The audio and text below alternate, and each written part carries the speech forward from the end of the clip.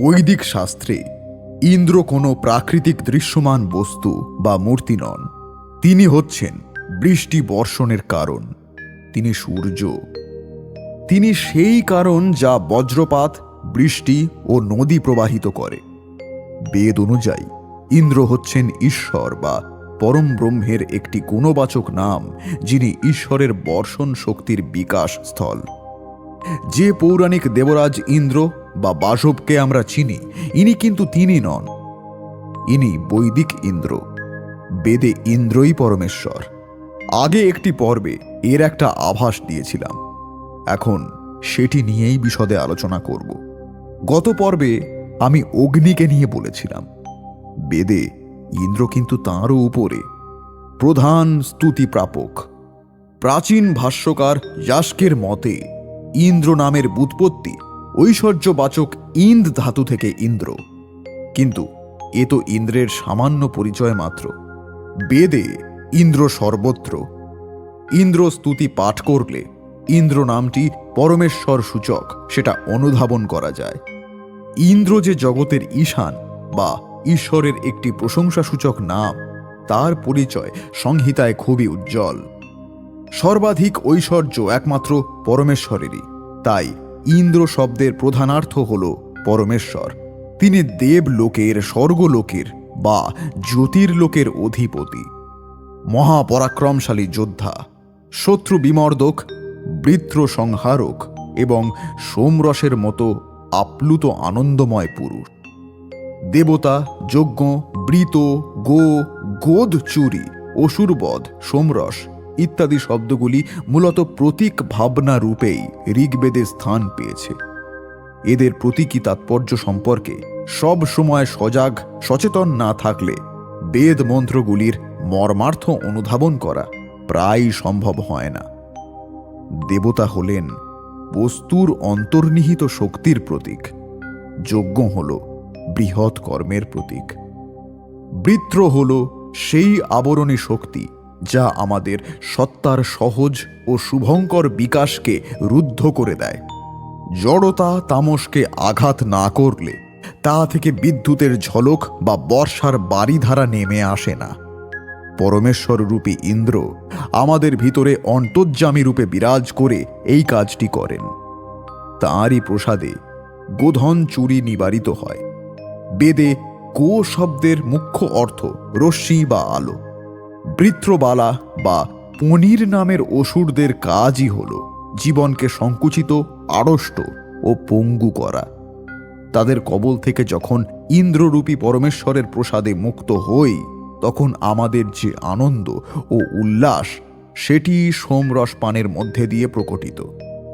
সোমলতার পাতা ছেঁচে রসপান নিতান্তই প্রতীকী ব্যাপার মাত্র। আমাদের সত্তায় দিব্য রসঘন অবস্থাটি আমাদের সর্বকর্মের অনন্য লক্ষ্য। ইন্দ্র সকল অশুভ শক্তি, বাধা বিপত্তি বজ্রাঘাতে বিদীর্ণ করে আমাদের জীবনে আনন্দ বর্ষণ করেন। মেঘের মধ্যে যে বাড়ি পুঞ্জীভূত হয়ে আবদ্ধ, আকাশের বজ্র বিদারণে সেই বদ্ধাবস্থা ঘুচিয়ে মর্তে বৃষ্টি নামিয়ে জীবজগৎকে তিনি সঞ্জীবিত করে তোলেন। বৃত্র হল সেই দস্যু বা অসুর যা আমাদের চিত্তের গভীর অন্ধকারের ফাঁকে ফাঁকে নানাভাবে লুকিয়ে থাকে, যারা আমাদের ভিতর থেকে আমাদের সকল শুভ কর্ম এবং উদ্যোগে বাধা দেয়, অজ্ঞানান্ধকারে আচ্ছন্ন করে আমাদের আড়ষ্ট, পঙ্গু, নির্জীব এবং ক্লীব করে ফেলে। বজ্রের আলোকে তেজ এবং নাদের নির্ঘোষ সেই বৃত্রাসুরকে বধ করে। ঋগ্বেদে ইন্দ্রদেবের উদ্দেশ্যে নিবেদিত সূক্ত সংখ্যা সর্বাধিক। সমগ্র ঋগ্বেদের প্রায় 30% সূক্তেরই দেবতা ইন্দ্র। সকল গোত্রীয় ঋষিরাই ইন্দ্রের উদ্দেশ্যে সূক্ত রচনা করেছেন। সব স্থানেই তাঁর এই অভিন্ন মূর্তি। দেবতা রূপে যিনি স্বর্গাধিপতি ইন্দ্র, অধিভূত রূপে যিনি হলেন আকাশে বজ্রবিদ্যুৎ, আধ্যাত্ম রূপে তিনি হলেন আমাদের সর্বেন্দ্রিয়ে অধিষ্ঠিত অন্তর্যামী পরমেশ্বর। কিন্তু অবাক হয়ে যাই বিশেষত পুরাণাদিতে এবং মহাকাব্য দেখলে, যেখানে ইন্দ্র নামক দেবরাজের যে উল্লেখ পাই তা একেবারেই কলঙ্কিত। বেদের ইন্দ্র হলেন সেই ইন্দ্র থেকে সম্পূর্ণ ভিন্ন এবং স্বতন্ত্র। আমাদের কাছে এখন ইন্দ্র কেবল ভোগবাদের প্রতীক। এই দৃষ্টির সংশোধন একান্ত আবশ্যক, না হলে যুগে যুগে আমাদের অধঃপতন আরো দ্রুতগামী হবে। ঋগ্বেদ সংহিতার প্রথম মণ্ডলের চতুর্থ সূক্তের মন্ত্র 6-তে বলা হয়েছে, উতঃ ন সুভগা আরি বচে ইউর্দশ্মা কৃষ্টয় শামেদিন্দ্রস্য শর্মণি। অর্থাৎ, হে শত্রু বিমর্দক ইন্দ্রদেব, এমনকি বিরোধীরাও আমাদের সৌভাগ্যশালী বলুক এবং আরও বলুক, ইন্দ্রদেবের স্মরণে তোমাদের সুখ শান্তি হোক। বিরোধী নাস্তিকের ভাবটি এই রকম, তোমার ঈশ্বর কি করতে পারেন? যা নেই তার পিছনে জীবনভর তুমি মূর্খের মতো ছুটেছ। নাস্তিক ও আস্তিকের এই বিরোধ এবং সংঘাত চিরন্তন। কিন্তু আস্তিক যদি নিজের বিশ্বাস, নিষ্ঠা এবং লক্ষ্যপথে অটল অবিচল থাকেন, তবে নাস্তিকেরা কালক্রমে প্রতিরোধ, বিরোধ এসব তুলে নিয়ে বাধ্য হয় বলতে, আমরা যা করেছি এবং বলেছি তা ভুল। একটু আবেগজাত এবং দুঃখিত হয়ে বলতে বাধ্য হচ্ছি যে এখানে নাস্তিক কেবল ঈশ্বর অবিশ্বাসীরা নয়। নাস্তিক বলতে আমি সেই সব স্বার্থবাদী মানুষদের কথা বলছি যারা বেদকে বিকৃত করে পরমেশ্বরের অন্যতম পবিত্র এবং প্রধান নাম ইন্দ্রকে কলঙ্কিত করে চলেছে এবং আমাদের সমাজকে ঈশ্বর থেকে বিচ্যুত করে দিচ্ছে। তাই ইন্দ্ররূপী পরমেশ্বরের কাছে আমাদের প্রার্থনা, তিনি যেন আমাদের মনের বৃত্র সংহার করেন। বেদে ইন্দ্রের সহচর হিসাবে মরুৎগণেরও উল্লেখ পাওয়া যায়। বৈদিক কবিদের বর্ণনায় এদের একটি প্রধান কীর্তি বলতে যুদ্ধে ইন্দ্রের সহায়তা। সেসব বর্ণনায় মরুৎগণ যুদ্ধে ইন্দ্রকে বর্ধিত করেন এবং তাঁর সহায় হন। বৃত্র সংহারে সাধারণত তাঁরাই ইন্দ্রের সহচর। সম্বর প্রমুখের সঙ্গে যুদ্ধে তাঁরাই ইন্দ্রের সহায়ক। বস্তুত ইন্দ্রের প্রায় সমস্ত যুদ্ধমূলক কীর্তিতে মরুৎগণের সাহচর্য বর্ণিত রয়েছে। যেমন, ইয়া অবজো মরুত ইন্দ্র সোমে যে তম বর্ধন্য ভবন গণস্তে তেভিরেতং সজোষা বাবশানো হগ্নে পীব জিহ্বায় সোমমিন্দ্র। অর্থাৎ, হে ইন্দ্র, সোমপান কালে যে মরুৎগণকে সম্ভাবিত করে, যারা যুদ্ধে তোমাকে বর্ধিত করে ও তোমার সহায় হয়, সে সকল মরুৎগণের সাথে মিলিত হয়ে সোমপানাভিলাষী হয়ে অগ্নির জিহ্বা দ্বারা পান করো।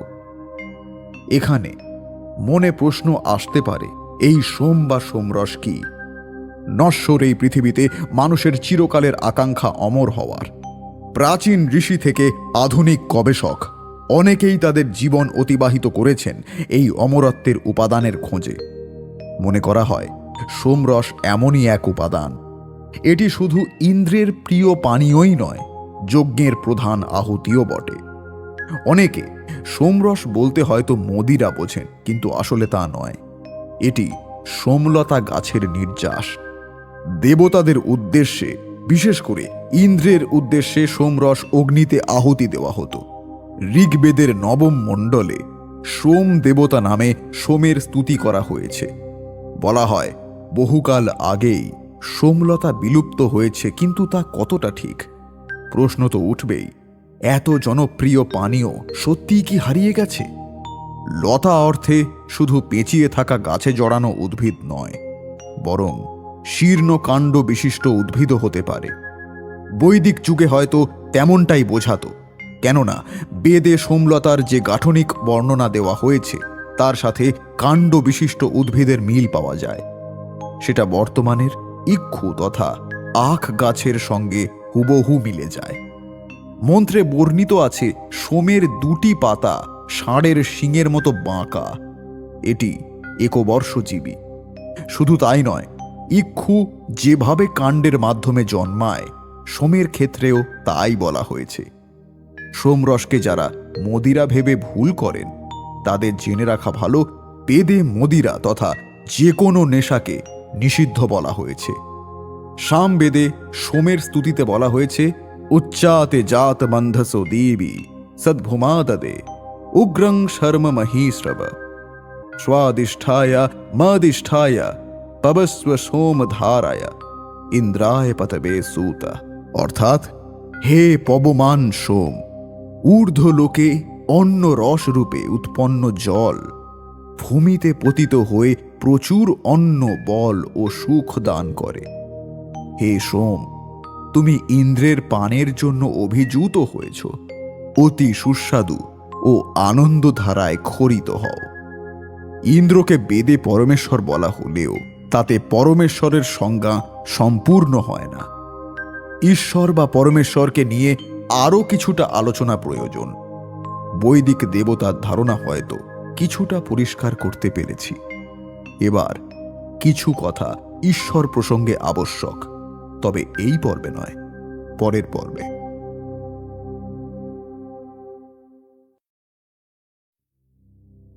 অতএব চ নিত্যত্বম। বেদের নিত্যতা সিদ্ধ। বেদ ঐশ্বরীয় জ্ঞান। সৃষ্টির আদি থেকে বেদ যা ছিল তাই আছে। তাই সত্যযুগ আসুক কি ত্রেতা, দাপর বা কলিযুগ আসুক, বেদ তো বেদই। কোনো কল্পে বা মতান্তরে তার পরিবর্তন হয় না এবং সদা সর্বদা বর্তমান। বেদে জ্ঞান, কর্ম, উপাসনা ও বিজ্ঞান কাণ্ড আছে এবং দাবি করা যায় যে বেদ সব সত্যবিদ্যার পুস্তক। বেদ ঈশ্বরের নিত্যবিদ্যা।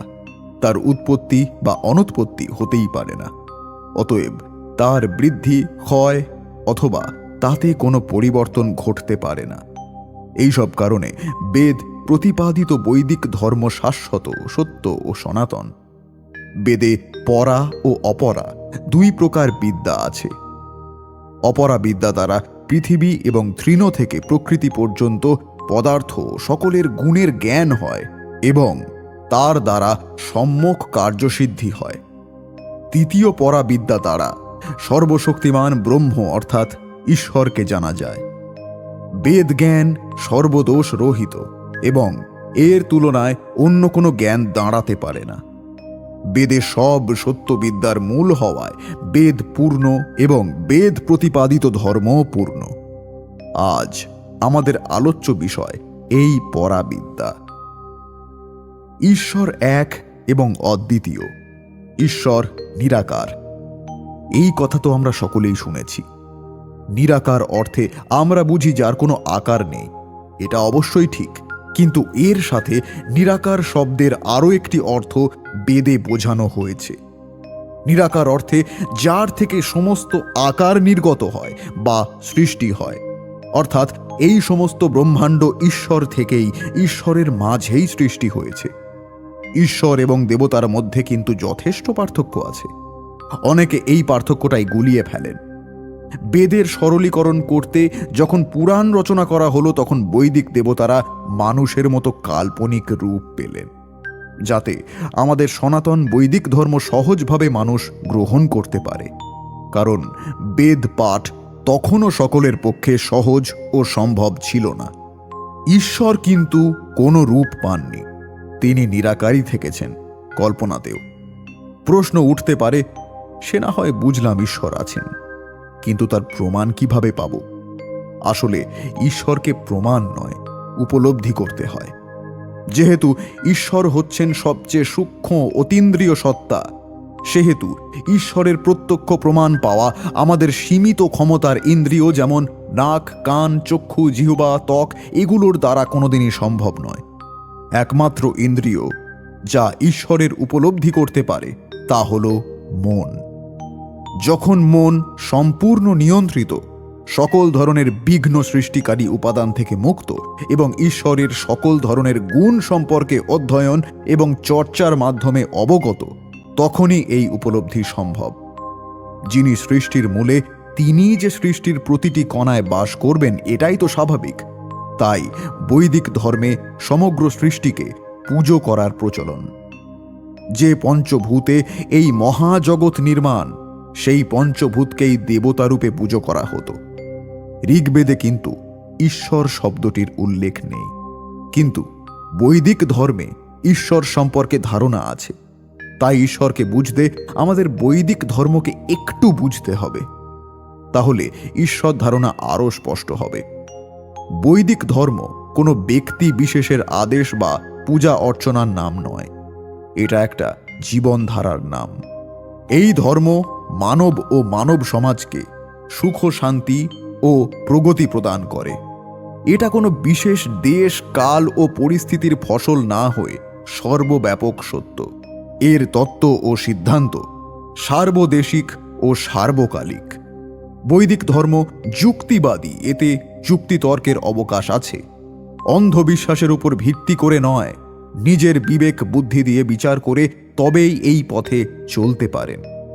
ধর্মের লক্ষ্য হল মানুষের কল্যাণ করা, তার বুদ্ধি হরণ করে তাকে মানুষ থেকে পশুতে পরিণত করা নয়। বৈদিক ধর্ম আচরণে উদার হতে শিক্ষা দেয়। এই পৃথিবী বৈচিত্র্যে পরিপূর্ণ। দুটি মানুষের গুণ কর্ম সর্বাংশে এরকম হয় না। কোনো লোক পৃথিবীতে স্বয়ং সম্পূর্ণ নয়, অর্থাৎ তার মধ্যে ভালো মন্দের সমাবেশ থাকবেই। অতএব মতভেদ ও পার্থক্যের জন্য যদি উদার মতাবলম্বী না হওয়া যায়, তাহলে পৃথিবীতে সংঘর্ষের কোনো সমাপ্তি কোনো সময়ই ঘটবে না। ধর্ম সংঘর্ষের জন্য নয়, শান্তি স্থাপনের জন্য। এই ধর্ম ঈশ্বরকে নিরাকার ও সর্বব্যাপক মানে। এই জন্য ঈশ্বর এই সৃষ্টির রচনায় সমর্থ হয়েছিলেন। ঈশ্বর কর্মফল প্রদান করেন। প্রার্থনা করলে তিনি প্রার্থনাকারীকে প্রেরণা ও শক্তি প্রদান করেন। ফল প্রাপ্তি নিজ কর্মানুসারে জীবের নিজের হাতে। ঈশ্বরের গুণ হৃদয়ে ধারণ করলে মানব সমস্ত প্রাণীকে সমানভাবে দেখে। উঁচু নিচু ছোট বড় মনে করার ভাব নষ্ট হয় এবং এর দ্বারা বিশ্ববন্ধুত্ব, প্রেম, সেবাভাব এগুলি জাগ্রত হয়। বৈদিক ধর্ম স্বয়ং সম্পূর্ণ। এর দ্বারা মনুষ্য সমাজের পার্থিব ও আধ্যাত্মিক উন্নতি সমানভাবে সাধিত হয়। বিজ্ঞানকেও ধর্মের অঙ্গ মানা হয়েছে। বেদের মতে যে ব্যক্তি এই পার্থিব জগতে পরিব্যাপ্ত বিজ্ঞানের নিয়মগুলিকে, তার শক্তির সূত্রগুলিকে জানে, সে ব্রহ্মকেও জানতে পারে। বর্ণ ব্যবস্থা, শ্রম বিভাগ, শিক্ষক, পোষক, সেবক, ব্রাহ্মণ, ক্ষত্রিয়, বৈশ্য, শূদ্র জন্ম থেকে হয় না, কিন্তু গুণ কর্ম স্বভাব অনুসারে হয়।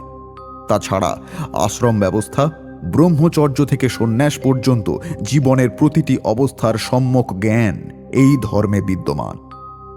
মানুষের উপকারীদের অর্থাৎ ঈশ্বর, অন্য মনুষ্য, অন্য প্রাণী, অচেতন পদার্থ যেমন অগ্নি, বায়ু, সূর্য, চন্দ্র, জলাধির প্রতি আদর ও কৃতজ্ঞতা ব্যক্ত করা হয়েছে। বৈদিক ধর্মে পশু পাখি ও নারীর মধ্যে আত্মা স্বীকার করে স্ত্রী জাতিকে পাপ মনে করা হয় না। শুধু তাই নয়, মাতাকে জীবন নির্মাণের মূল আধার ও রাষ্ট্র নির্মাণকারিণী বলে গণ্য করা হয়। অথর্ববেদ অনুসারে পরিবারের সমস্ত উৎপন্ন দ্রব্য ও আয়ের 16 ভাগের মধ্যে 3 ভাগ শ্রমিক ও কৃষক, 1 ভাগ শাসনকর হিসেবে 8 ভাগ গৃহস্বামী এবং অবশিষ্ট 4 ভাগ পত্নী পাবে। বৈদিক ধর্মে বিবাহ অটুট আত্মিক সম্পর্ক, যা সন্ন্যাস বা মৃত্যু ছাড়া ছিন্ন হয় না।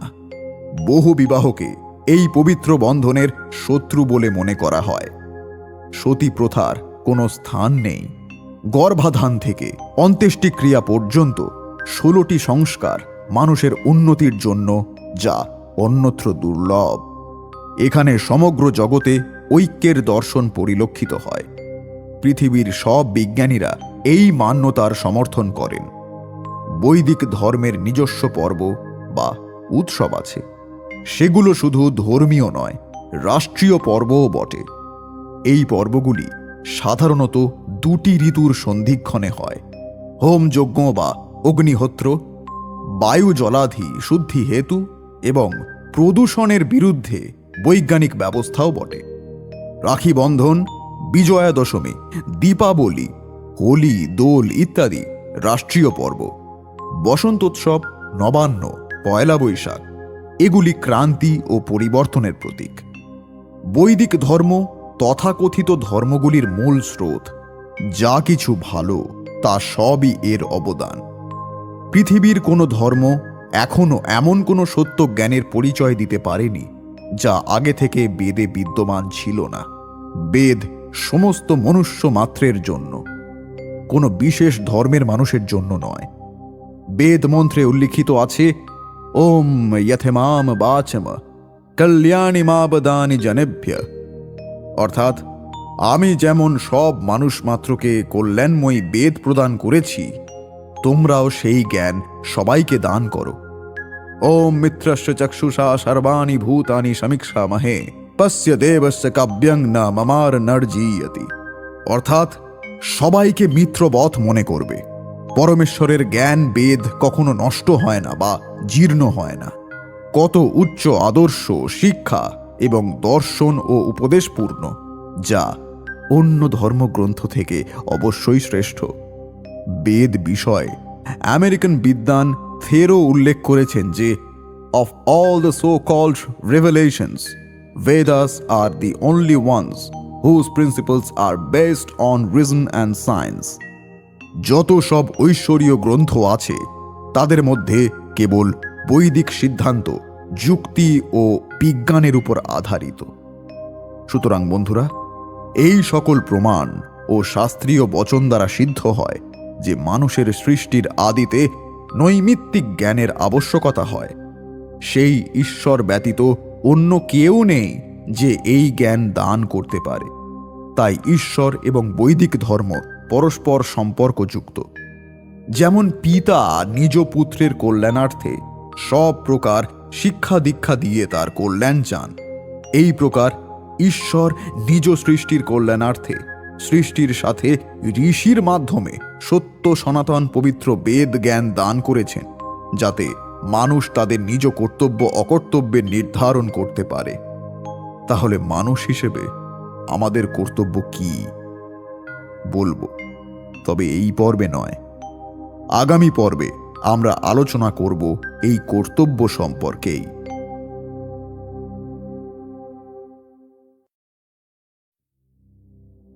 ঈশ্বরের শ্রেষ্ঠ জীব হল মানুষ, কিন্তু এই শ্রেষ্ঠ জীব হয়ে জন্ম নেওয়ার কারণ কি? বেদ বলে প্রতিটি কর্মের পিছনেই কারণ থাকে, অকারণে কিছুই হয় না। তাহলে মানব জন্ম নেওয়ার উদ্দেশ্য কি? আর জন্মের পর আমাদের কর্তব্যই বা কি? এই দুটি বিষয় নিয়ে একই পর্বে আলোচনা সম্ভব নয়, তাই উদ্দেশ্য নিয়ে পরে আলোচনা করব। আগে কথা হোক কর্তব্য নিয়ে। জীবনের বিভিন্ন স্তরে কর্তব্য বদলে যায়। একটি গোটা জীবনে কখনো একটাই কর্তব্য থাকে না। একটি 5 বছরের শিশুকে যদি আমি আধ্যাত্মিকতা বা সংসার ধর্মের কর্তব্য বোঝাতে যাই, তাহলে সে কিছুই বুঝবে না। তাই বয়স যত বাড়তে থাকে ততই জীবনের বিভিন্ন স্তরে প্রবেশ করতে হয়। সেই স্তর অনুযায়ী হয় তার কর্তব্য। মনুস্মৃতিতে মানব জীবনের 4টি পর্যায়ের কথা বলা হয়েছে, যা আশ্রম বা চতুরাশ্রম নামে পরিচিত। সেগুলি হল: 1. ব্রহ্মচর্য বা আত্মসংযমের মাধ্যমে শিক্ষা গ্রহণ কাল। 2.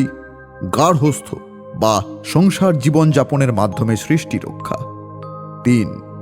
বানপ্রস্থ, আভিধানিক অর্থ যার বনগমন, অর্থাৎ মোক্ষ লাভের উদ্দেশ্যে সংসারের মায়া ত্যাগ করে ঈশ্বরের সান্নিধ্য লাভের চেষ্টা।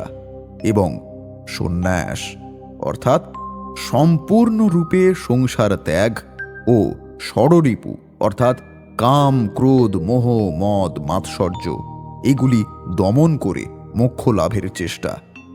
প্রত্যেক ব্যক্তিকে অবশ্যই জীবনের এই 4টি পর্যায় অতিক্রম করতে হয়। এর মধ্যে দিয়ে সে তার ব্যক্তিত্বের পূর্ণ বিকাশ ঘটাতে পারে এবং পরম ব্রহ্ম ও নিজের স্বরূপ বুঝতে পারে।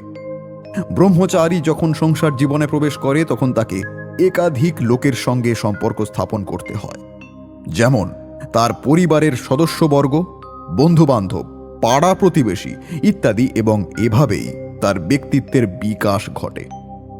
বৈষয়িক পৃথিবীকে বিদায় জানিয়ে সে যখন বনে যায় তখন তার সম্পর্ক হয় প্রকৃতি তথা গাছপালা, লতাপাতা, নদ নদী প্রভৃতির সঙ্গে। চূড়ান্ত পর্যায়ে একজন সন্ন্যাসী হিসেবে তিনি সব রকম সীমাবদ্ধতাকে অতিক্রম করেন তখন তার অহংবোধ সম্পূর্ণ বিলুপ্ত হয়। এই আলোচনায় এটা বোঝা যায় যে হিন্দু ধর্ম একটি বাস্তববাদী ধর্ম। এ ধর্মমতে মানুষ কেবল মৃত্যুর পরেই স্বর্গলাভ করে না, পৃথিবীতে থেকেও সে একটি কল্যাণমূলক রাষ্ট্রে বাস করে ইহলৌকিক ও পারলৌকিক কাজে নিজেকে নিয়োজিত রেখে স্বর্গসুখ লাভ করতে পারে। মনুস্মৃতিতে বলা হয়েছে, যা ইহলোকে উন্নতি এবং পরলোকে মোক্ষ লাভ করায় সেটিই ধর্ম, আর কর্ম বা কর্তব্যই হল ধর্ম। মানে স্তর অনুযায়ী নিজের কর্তব্যটুকু যথাযথভাবে পালন করার নামই হল ধর্ম।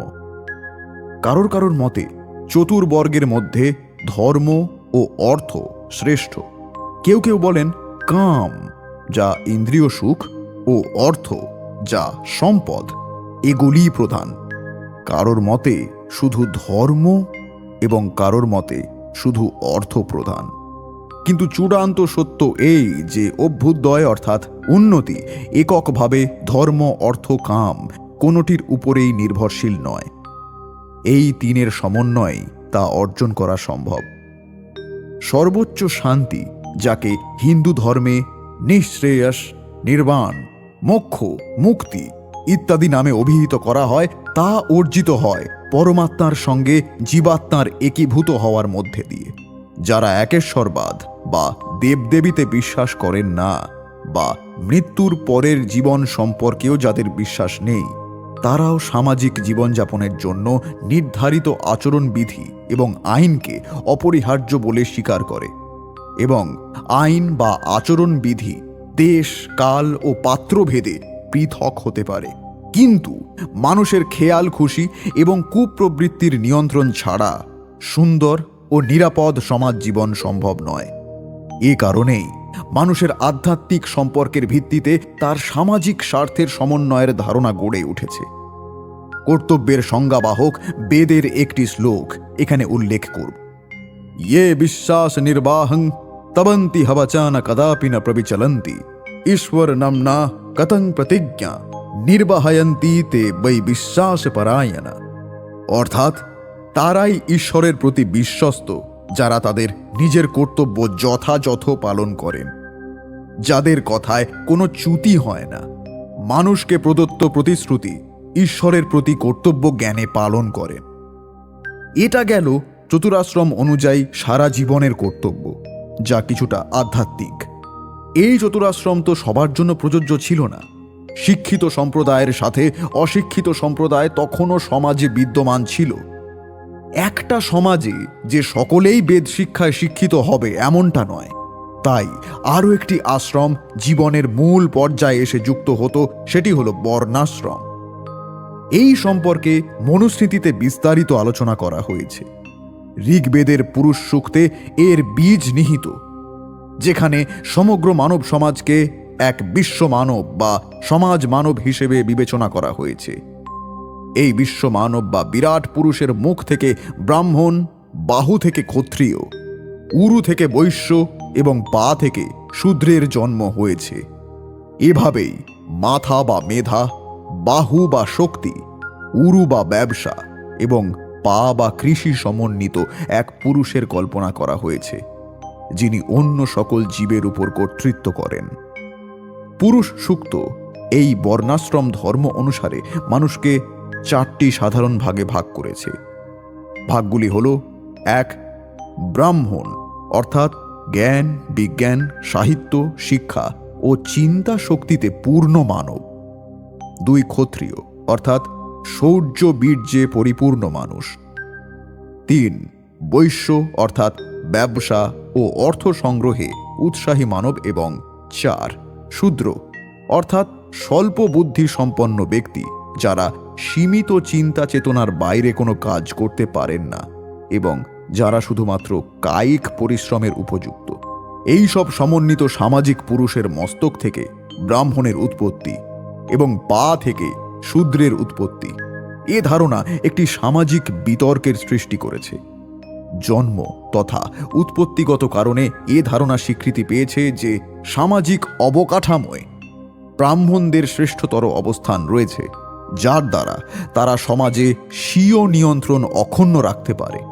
কিন্তু বর্ণবিন্যাস সম্পর্কে এটি একটি ভুল ধারণা। শূদ্রকে পরমেশ্বরের পা হিসেবে বর্ণনা করে ঋষি বলতে চেয়েছেন যে সমাজ বিন্যাসে তার অবস্থান অতীব গুরুত্বপূর্ণ, কারণ তাকে বাদ দিয়ে সমাজ কাঠামো গড়ে তোলা অসম্ভব। যেমন একটি দেহ দাঁড়িয়ে থাকতে পারে তার পায়ের উপর নির্ভর করে, তেমনি একটি সমাজকে দাঁড়াতে হলে শূদ্র নামক পায়ের প্রয়োজন হয়। সমাজে পর্যাপ্ত সংখ্যক শারীরিকভাবে সক্ষম লোকজন না থাকলে জ্ঞানী ব্যক্তিদের সুচিন্তিত বিজ্ঞানভিত্তিক পরিকল্পনা বাস্তবায়িত করা সম্ভব নয়। ক্ষত্রিয় এবং বৈশ্যদের ক্ষেত্রেও এ কথা সমানভাবে প্রযোজ্য। মানুষের শৌর্য, বীর্য এবং শারীরিক সক্ষমতা প্রণীত পরিকল্পনাকে বাস্তব রূপ দেওয়ার উপযোগী পরিমণ্ডল সৃষ্টি করে। অনুরূপভাবে সমাজের প্রগতির জন্য উৎসাহী ব্যবসায়ী সম্প্রদায়েরও একান্ত প্রয়োজন। অতএব বিশ্বমানব বা পরম পুরুষ ও তাঁর 4টি অঙ্গ গঠনে চতুর্বর্ণের এই ধারণা সুষ্ঠুভাবে সামাজিক কর্তব্য সম্পাদন ও তার উন্নয়নে একটি আদর্শ পরিকল্পনা বলা যায়। চতুর্বর্গ অনুযায়ী জীবনের চূড়ান্ত উদ্দেশ্য দুটি: বিবর্তন ও উন্নয়ন এবং চূড়ান্ত মঙ্গল লাভ। চূড়ান্ত মঙ্গল বলতে এখানে ধর্ম, অর্থ, কাম ও মোক্ষ এই চতুর্বর্গকে বোঝানো হয়েছে। ধর্ম বলতে এখানে মানুষের ঐশ্বরিক গুণাবলীর সমষ্টিকে বোঝায়। অর্থ হল তার বৈষয়িক অবস্থা, কাম ইন্দ্রিয় সমষ্টি, আর মোক্ষ হচ্ছে সকল দুঃখ, সংশয় ও ভয় থেকে মুক্তি, অর্থাৎ জন্ম মৃত্যুর আবর্ত থেকে মুক্ত হয়ে ব্রহ্মপ্রাপ্তি। এ সময় সে সর্বপ্রকার অহংবোধ ও বন্ধন দশা থেকে মুক্ত হয়। যখন কোনো ব্যক্তি মোক্ষ লাভ করে তখন সে জীবাত্মা ও পরমাত্মার স্বরূপ বুঝতে পারে।